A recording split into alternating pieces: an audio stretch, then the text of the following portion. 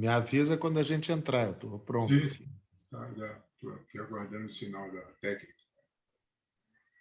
Obviamente que eu já estou olhando aqui as mensagens, porque Não dá para eu já parar. olho. Já estamos aqui. Bom, já estamos ao vivo. Bom dia a todos. Sejam bem-vindos a mais uma live da Hora do Povo. Eu sou o Sérgio Cruz e o nosso tema de hoje é tentar desvendar os motivos que levaram o Brasil a se tornar o epicentro mundial da pandemia do novo coronavírus. Para debater esse tema conosco, temos a honra de receber o epidemiologista, professor e pesquisador Pedro Alau, ex-reitor da Universidade Federal de Pelotas. O professor Alau projetou mundialmente o Centro de Pesquisa da UFPEL e ficou conhecido em todo o país por coordenar o maior estudo epidemiológico sobre coronavírus no Brasil, o EpiCovid-19. Pedro Alau é hoje, indiscutivelmente, um dos especialistas mais respeitados do país quando o tema é a pandemia do novo coronavírus. Bom dia, professor Pedro. Seja bem-vindo à redação virtual da Hora do Povo. Bom dia, Sérgio. Uma satisfação estar aqui mais uma vez na Hora do Povo, conversando sobre esse momento que a gente vive, esse que é o maior desafio da nossa geração, né, Sérgio? A gente às vezes perde noção disso, né? A gente, pro resto da vida, vai falar sobre isso, mas nós vamos passar, né? Os nossos netos, eles vão estudar a pandemia nos livros de história. Então, é sempre bom a gente ter aí registrado tudo o que estamos passando, por que chegamos até aqui. Acho que o foco da live está muito bom. Por que que nos tornamos o epicentro? Então, estou aí à disposição para tentar ajudar todos que nos acompanham a compreender o que está acontecendo no Brasil e fora do Brasil também. Ok. Muito bem. Professor, o Brasil está hoje com cerca de 13 milhões e meio de casos reportados de Covid-19. Ultrapassamos o triste número de 355 mil mortes e estamos com uma média móvel de mais de 3 mil pessoas mortas por dia no país. Além disso, o país transformou-se num laboratório criador de novas variantes do vírus. Na sua opinião, por que chegamos a essa situação? Por que o Brasil se tornou o epicentro mundial da epidemia? Era possível evitar que isso ocorresse? Olha, então vamos responder com a devida calma, até porque essa é a pergunta principal da nossa conversa. Em primeiro lugar, era possível evitar que o coronavírus chegasse ao Brasil? Embora em teoria até possa se dizer que sim, na prática não. Não era possível evitar. O coronavírus inevitavelmente chegaria ao Brasil, como chegou em todos os outros países, e, inevitavelmente, num país grande como o Brasil, ele causaria muitos óbitos, como causou no Brasil. A questão central nunca foi essa. A questão central, então, era óbvio que chegaria e era óbvio que causaria, infelizmente, muitos óbitos. A questão é o que poderia ter sido feito para diminuir esses números. E aí começam a aparecer os culpados. E, obviamente, que o primeiro culpado é o governo federal, representado como se fosse um time de futebol pelo seu treinador, que é o presidente da República. E que não adianta tentar lavar as mãos ou fugir das suas responsabilidades, como se numa atitude quase que de molecagem. A responsabilidade é do presidente, principalmente. E por que a responsabilidade é do presidente? Tivesse o Brasil adotado as medidas recomendadas pela ciência, o nosso cenário seria muito melhor. Então, a gente tem aquela estimativa que eu gosto de fazer, né, Sérgio? Então, vamos lá. O Brasil representa 2,7% da população do planeta. O Brasil representa 12% das mortes por Covid, ou seja, tem 4 vezes mais mortes por Covid no Brasil do que seria esperado pelo tamanho do país. E nas últimas 2 semanas, o Brasil representa 25% a 30% das mortes por Covid no mundo. Uma de cada 3 ou 4 mortes por Covid no planeta acontece no Brasil, um país que só tem 3 de cada 100 pessoas que habitam no planeta. Então, tem algo muito errado acontecendo. Essa comparação que eu faço, ela baseia-se no princípio que o Brasil teria a média mundial. Se o Brasil tivesse a média mundial, 3 de cada 4 vidas que foram perdidas até hoje no país não teriam sido perdidas. Eu não estou comparando com a Nova Zelândia, com a Austrália, com a Coreia do Sul, com o Vietnã, Singapura, os países de sucesso no enfrentamento do vírus, Japão. Eu estou comparando com a média do mundo. Se nós estivéssemos na média, teriam morrido no Brasil menos de 100 mil pessoas. Então, todas essas vidas a mais que foram perdidas no país, elas estão na conta de alguém.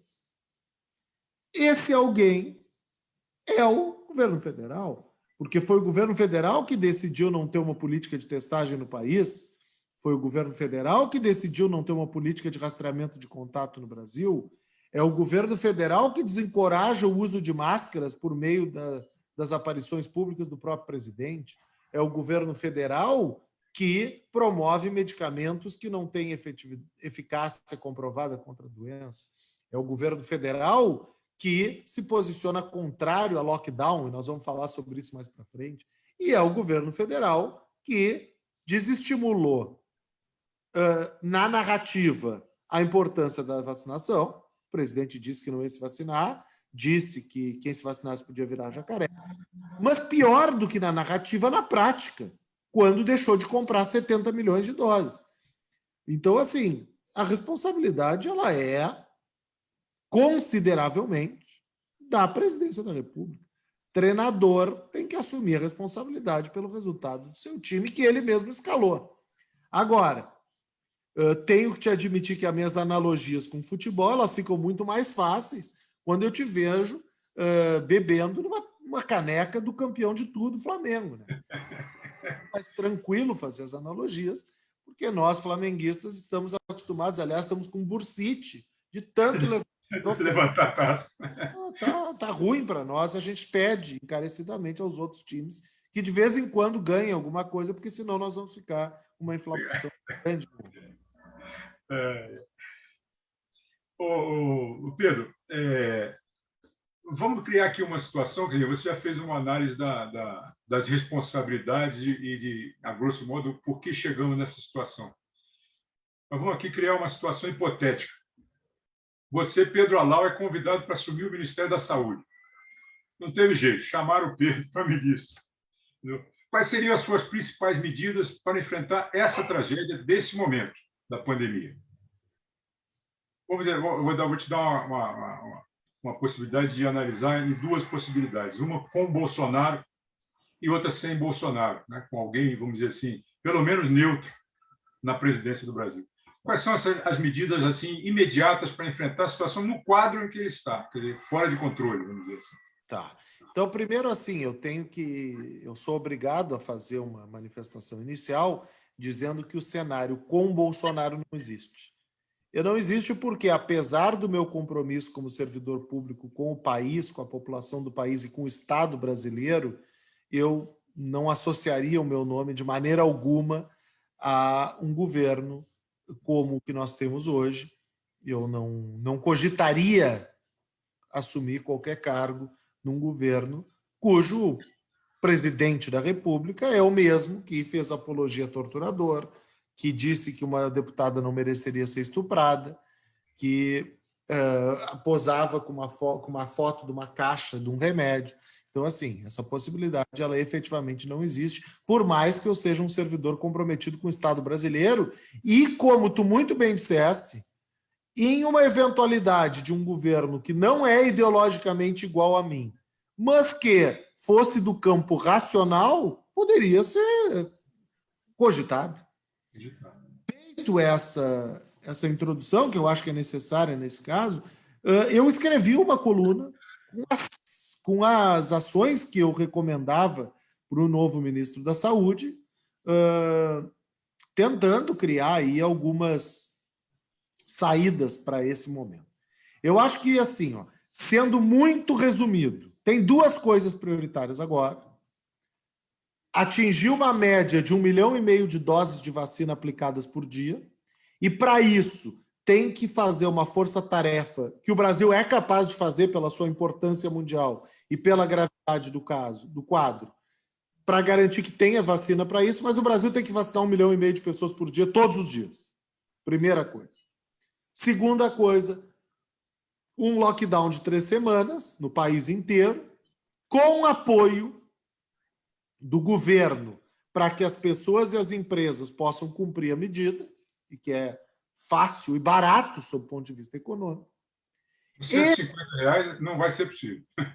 Não, com R$150, num auxílio emergencial que tem um caráter contínuo, é uma coisa meio maluca, não vai resolver nada. Mas com o apoio do empresariado brasileiro também. Por quê? Os maiores defensores do lockdown no Brasil deveriam ser os empresários. Porque os empresários vão se beneficiar de um lockdown. Porque se eles olharem os resultados de todos os outros países, os países que mais controlam a pandemia são os que estão com a economia melhor. Então, esta narrativa precisa ser levada aos empresários, que também têm poder no nosso país, talvez até maior do que deveriam, mas isso é uma discussão para outra hora. Então, as duas medidas mais urgentes são essas duas. Lockdown de 3 semanas, 1,5 milhão de doses de vacina por dia. Ponto. Vencidas essas duas, tem outras coisas que precisam ser feitas.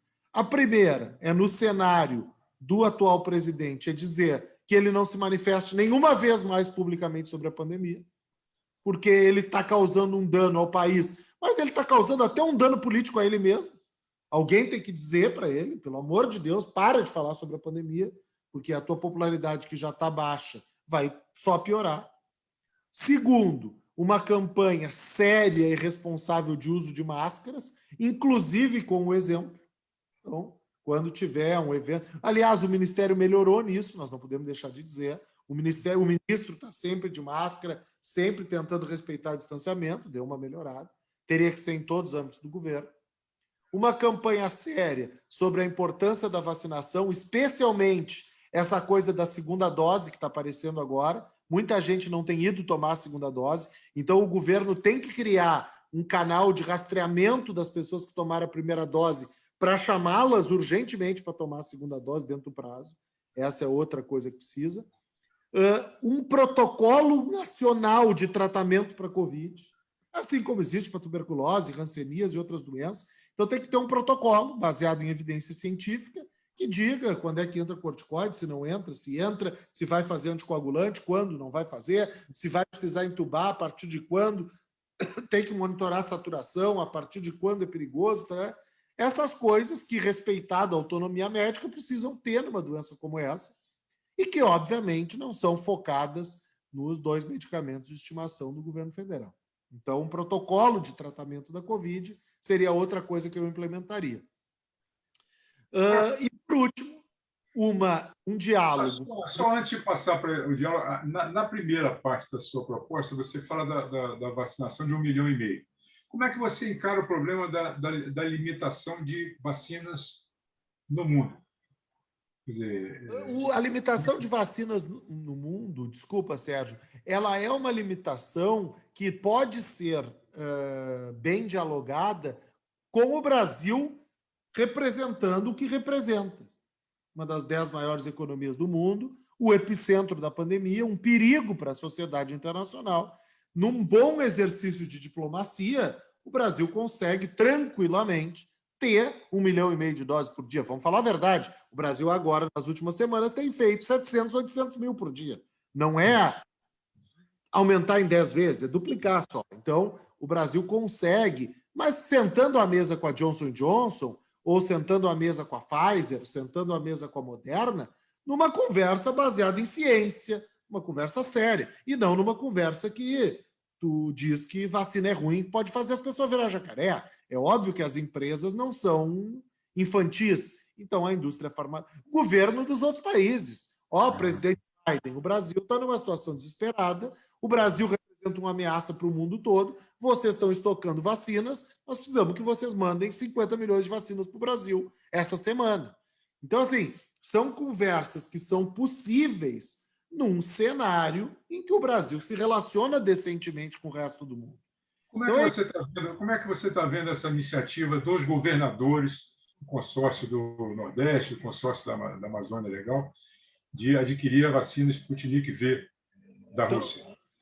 Os governadores estão precisando tomar iniciativas que, a princípio, não caberiam a eles, mas eles estão tomando corretamente para tentar salvar a população brasileira. Então, eu não posso ver com maus olhos uma iniciativa que é necessária na falta do governo federal.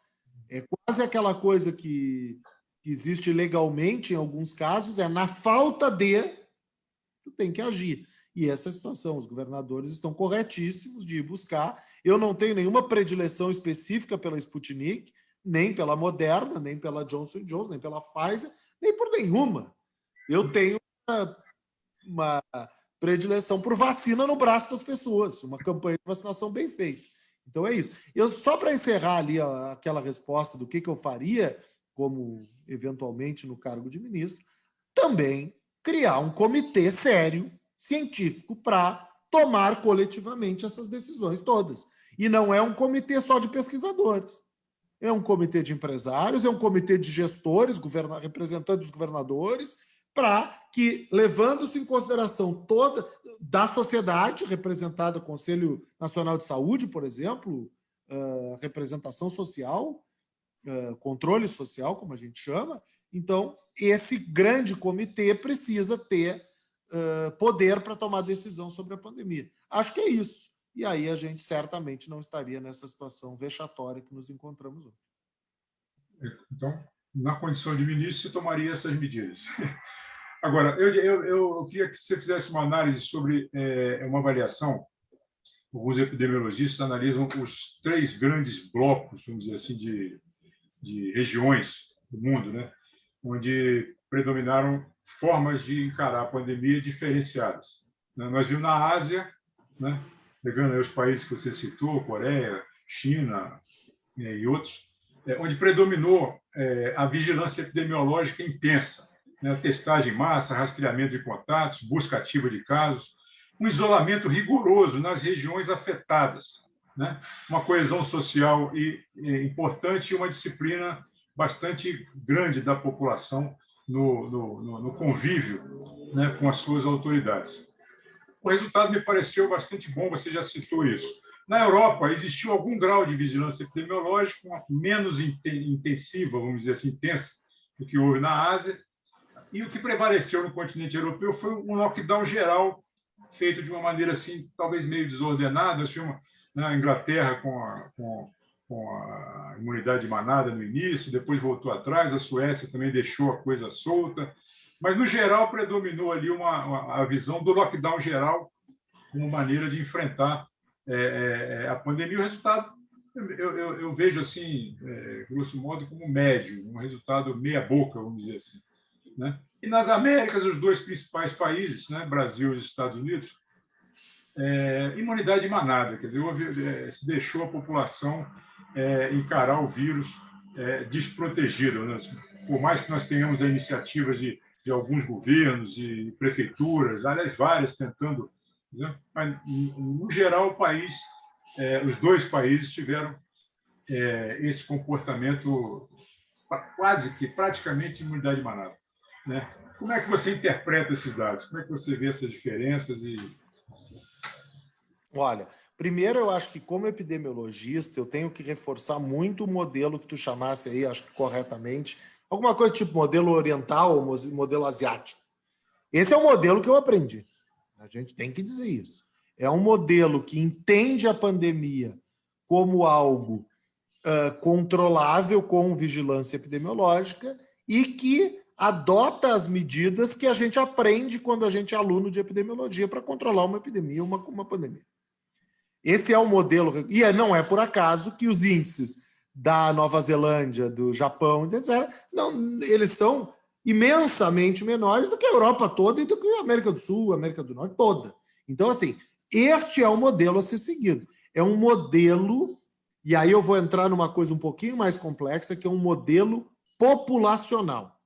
Não é um modelo clínico de enfrentamento da pandemia. Então, essa é a primeiro grande... Este é o aprendizado. Aí a gente vem para a Europa. O que é a Europa, em geral? é um modelo fracassado de combate à pandemia, mas que, dado o fracasso inicial, ouve a ciência e toma a atitude paliativa possível, que é fechar tudo para barrar a circulação do vírus. A gente não pode esquecer que os números da Europa, quando a gente faz as análises dos números da Europa, mesmo ajustando para o tamanho da população, a gente não ajusta para a estrutura etária da população. Quando a gente ajusta para a estrutura etária da população, o resultado da Europa é muito melhor do que o resultado do Brasil, dos Estados Unidos e do México. Então, a Europa é aquele... Vamos fazer analogia assim, Sérgio. Tem a história dos 3 porquinhos, né? Brasil, Estados Unidos e o México são aquele porquinho preguiçoso que fez uma casa de palha e o lobo assopra uma vez e caiu a casa. A Europa não fez o que tinha que fazer, mas fez uma casa de madeira razoável. O lobo tem que assoprar 2, 3 vezes para derrubar. A Ásia fez a casa certa e o lobo não consegue derrubar assoprando. Então, eu acho que essa é a analogia perfeita. O Brasil, os Estados Unidos e o México, especialmente, embora os Estados Unidos tenham um gráfico inacreditável do que aconteceu depois que assumiu o Biden, que mostra o papel de um presidente da República de verdade, mas, em geral, é esse modelo quase que negacionista de deixa as pessoas se infectar. E aí, eu só quero trazer para a discussão, Sérgio, um outro conceito que é o seguinte: uma coisa é o negacionismo brasileiro, que é um pedaço disso. Outra coisa não é negacionismo, não é falta de caráter, mas é uma abordagem equivocada para a pandemia, que é uma abordagem clínica. É tu achar que tu vai controlar uma pandemia aumentando o leito, garantindo que vai ter oxigênio, estoque, tentando contratar mais médicos. É óbvio que isso é... Ou tu vai achar um remédio milagroso. Mas esse modelo, ele é um modelo falível, né? Ele não é um modelo... Ninguém controla a pandemia aumentando o leito eternamente, até porque não tem profissional de saúde para lhe dar conta. Tu controla a pandemia cessando a transmissão do vírus. E essa abordagem clínica de enfrentamento da pandemia, além do negacionismo, é um motivo do fracasso brasileiro. Se tu olhar mesmo os bem-intencionados ministros que passaram, vamos lá, pelo menos o Taixe e o atual, eles, embora pareçam ter boas intenções, mas eles têm um viés clínico. E o viés clínico não vai parar a pandemia, ele tem que ser complementado com o viés populacional, que infelizmente não foi adotado até hoje.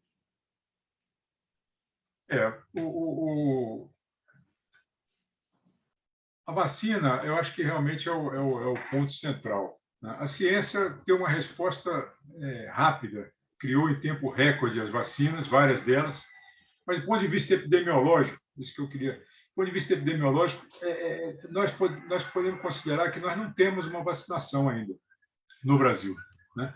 10% da população vacinada com a primeira dose e um pouco mais de 3% com as 2 doses, vamos combinar, isso aí não interfere na transmissão do vírus, né?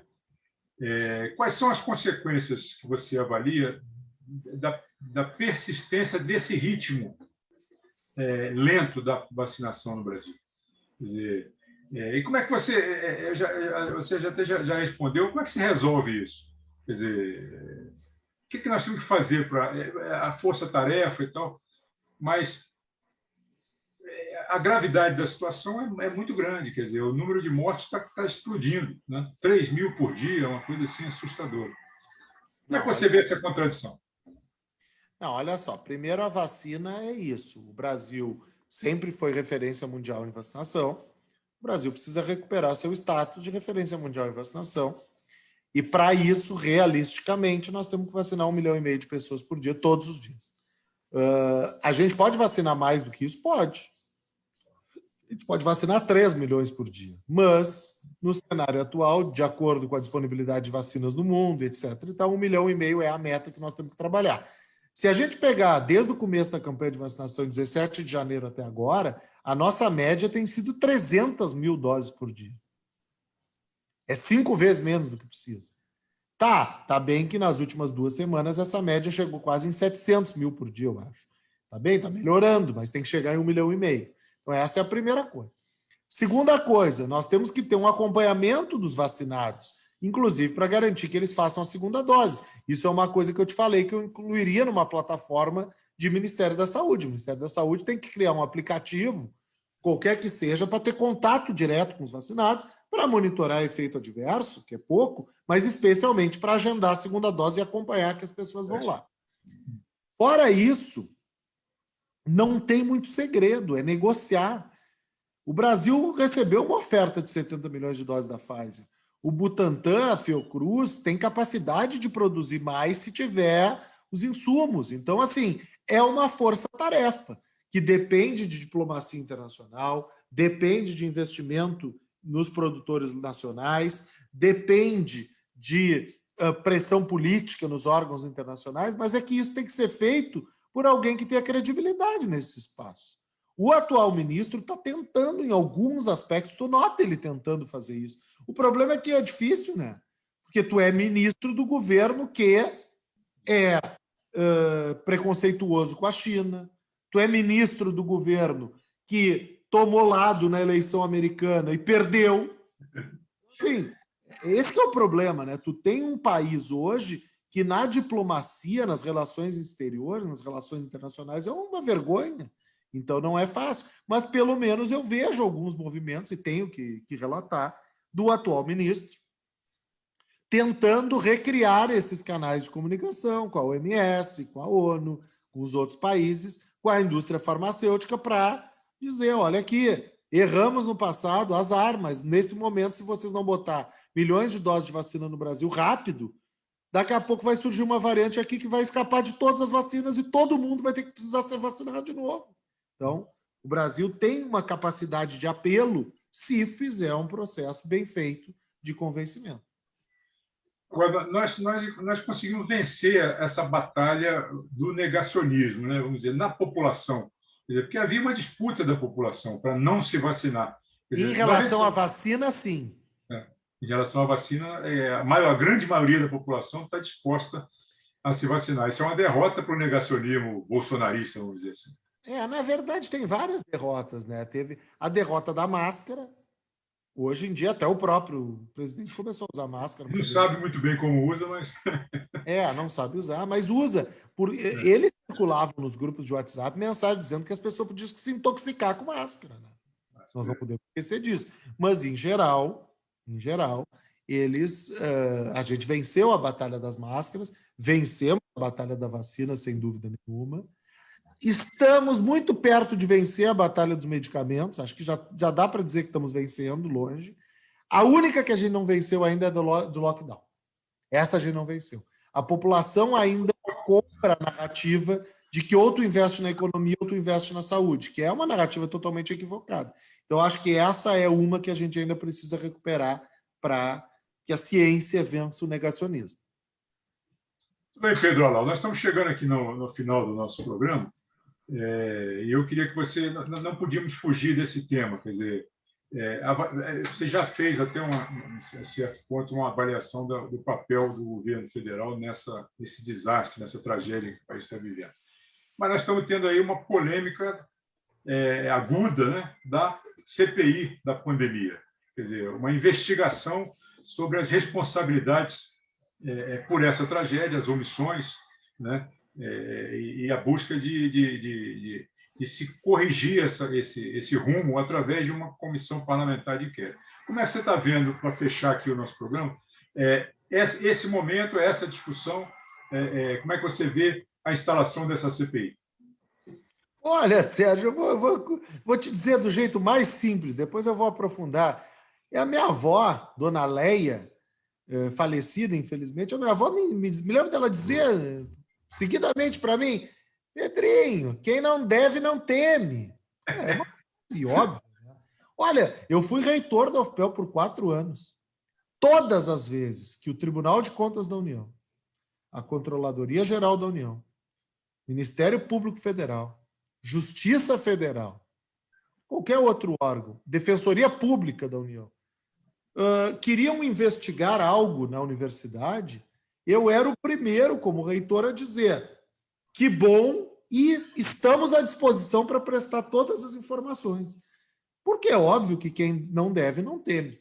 Então, assim, a CPI, ela é um instrumento de investigação que é muito bem-vindo em qualquer momento. Agora, ela já começa estranha. Quando vaza aquele áudio em que o principal investigado da CPI quer dar instruções de como deve ocorrer a investigação contra ele, a gente, em qualquer país, eu gosto de dizer isso, Sérgio, porque eu acho que o Brasil, e isso não é só do governo Bolsonaro, eu quero deixar bem nítido, o Brasil perdeu a noção de alguns limites éticos básicos. Em qualquer país sério do mundo, o áudio de ontem era motivo de imediato impeachment do presidente. Eu estou dizendo isso com todas as letras. O governador Flávio Dino, ontem, numa entrevista na CNN, disse que isso tem um nome. Isso é um crime de responsabilidade. Isso que aconteceu ontem é um crime de responsabilidade. No momento que o investigado tenta combinar com o investigador como é que vai ser a investigação contra ele, isso é um crime grave que em qualquer país sério do mundo geraria a retirada do presidente. O presidente não pode combinar como é que vai ser uma CPI que é contra ele. A CPI foi criada e os fundamentos dela incluem o governo federal. Quando ele diz tem que investigar governador, tem que investigar prefeito, ele está instruindo o processo sobre o qual ele é o réu. Imagina, no caso que está famoso hoje aí no Brasil, infelizmente, e que eu não vou nem citar os nomes porque não merecem, se o vereador esse tivesse explicando para a polícia como é que tem que rolar a investigação contra ele ou para o MPF. Não existe isso. Isso é crime grave. Então, assim, a CPI é muito bem-vinda. Quem não deve, não teme. Então, é isso que eu posso dizer da CPI. Certamente que a CPI, ser conduzida com a seriedade devida, vai chegar à mesma conclusão que nós, pesquisadores, temos dito. 3 de cada 4 mortes no cenário mais conservador poderiam ter sido evitadas se o governo federal não tivesse adotado a postura negacionista que adotou. O que me preocupa depois é como é que vai ser feita a compensação para as famílias. Porque como é que tu paga para as famílias tu ter gerado mortes desnecessárias? Como é que se chama isso? Qual é o mecanismo jurídico? Isso cabe aos órgãos jurídicos após a CPI. Mas certamente que não existe possibilidade dessa CPI concluir que está tudo bem. Não existe possibilidade. Não vai concluir que está tudo bem. Não é à toa que ele está tentando paralisar ela de todo jeito. Se ajustarem, e aí se chamarem os epidemiologistas, e ainda fizerem o desserviço, entre aspas, que seria um serviço, de ajustar para a estrutura etária da população, se preparem, porque o resultado vai ser bombástico. Então, 3 de cada 4 mortes é o cenário mais conservador que sairá na conta de quem não fez o que deveria ter feito. Mas, se for feito aprofundadamente, vai ser mais do que isso.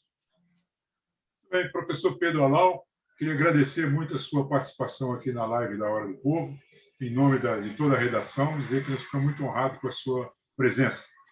Queria passar a palavra para você encerrar, fazer as suas considerações finais e nós encerrarmos o nosso programa. Satisfação é toda minha, podem contar comigo em outras oportunidades. Agradeço mais uma vez, Sérgio, pelo convite, pela excelente entrevista. E vamos seguir aí do lado certo da história, tentando, com a ciência como embasador das nossas opiniões, mostrar para a população brasileira que o que está acontecendo não é normal e que não precisaria estar acontecendo. Muito obrigado e um bom dia para todos. Bom dia, então. Um abraço, obrigado. Até a próxima.